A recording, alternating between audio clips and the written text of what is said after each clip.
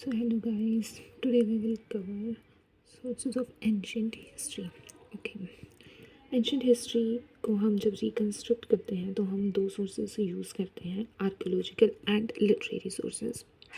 उस फिर चाहे हमें पॉलिटिकल एस्पेक्ट देखनी हो, सोशल एस्पेक्ट देखनी हो, इकोनॉमिक एस्पेक्ट देखनी हो या फिर कल्चर एस्पेक्ट देखनी हो एंशियंट हिस्ट्री की। So archaeological and literary sources. So archaeological sources कौन से सोर्सेज होते हैं? ये वो सोर्सेज होते हैं जो आर्कियोलॉजिस्ट्स ने एक्सकेवेशंस के टाइम पे जो एविडेंसेस मिले हैं उन्हें उसे उसे हम आर्कियोलॉजिकल सोर्सेज बोलेंगे। एंड लिटरेरी सोर्सेज वो होते हैं जो किसी रिलीजियस पीपल ने या किसी और कोई स्कॉलर कुछ भी उन्होंने या फॉरेन ट्रैवलर ने लिखे हों। सो आज हम करेंगे आर्कियोलॉजिकल सोर्सेज। आर्कियोलॉजिकल सोर्सेज में आते हैं inscriptions, coins, monuments in architecture, artefacts and excavated sites. ये 5 चीज़ें आते हैं आर्कियोलॉजिकल सोर्सेज में। तो हम अब वन बाय वन डिफाइन कर लेते हैं। First is inscriptions. इंस्क्रिप्शंस में आएंगे writings engraved on stones, pillars, copper plates and walls. मतलब जो भी कोई भी राइटिंग वो किसी सरफेस पे है, जैसे कि स्टोन पे या पिलर पे या कॉपर प्लेट पे या वॉल्स पे हमें मिली है, उसे हम इंस्क्रिप्शन बोलते हैं। इसका एक बहुत ही famous and very important example आ जाएगा अशोकन एडिक्ट्स। इससे हमें एविडेंस पता लगते हैं रूलर्स के बारे में एंड जो उनका जो एडमिनिस्ट्रेशन था उसके बारे में एंड जो मेजर इवेंट्स उनके रूल के टाइम पे हुए हैं उस सब के बारे में हमें पता लगता है।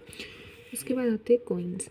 सो कॉइन्स, पहले तो हम कॉइन्स की स्टडी को न्यूमिस्मैटिक्स कहते हैं। The study of coins is called numismatics. उसके बाद आते हैं जो एंशिएंट कॉइन्स हैं वो हमें बताते हैं अबाउट किंग्स, डायनेस्टीज़ जो उन्होंने बनाई, इकोनॉमी जो थी उस टाइम पे, रिलीजन जो फॉलो होते थे एंड जो उनके ट्रेड रिलेशंस थे दूसरे रीजन्स के साथ।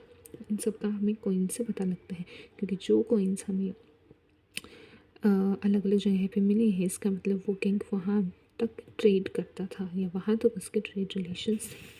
उसके बाद आते हैं मोन्यूमेंट्स एंड आर्किटेक्चर पे। सो मोन्यूमेंट्स जो जो हमें मिले हैं, temples, stupas, palaces and forts, ये हमें बहुत सारे मिले हैं एंड इनसे हमें पर एंड जिस आर्किटेक्चर को यूज़ करके बनाए गए थे तो हमें वहाँ से इनसे आर्किटेक्चरल स्टाइल्स जो उस टाइम पे चलते थे उनके बारे में पता लगता है, रिलीजन जो फॉलो होते थे उनके बारे में पता लगता है, रिलीजियस प्रैक्टिसेस एंड जो टेक्निकल स्किल्स थे लोगों की जिससे उन्होंने इन्हें बनाया है, ये सब पता लगता है।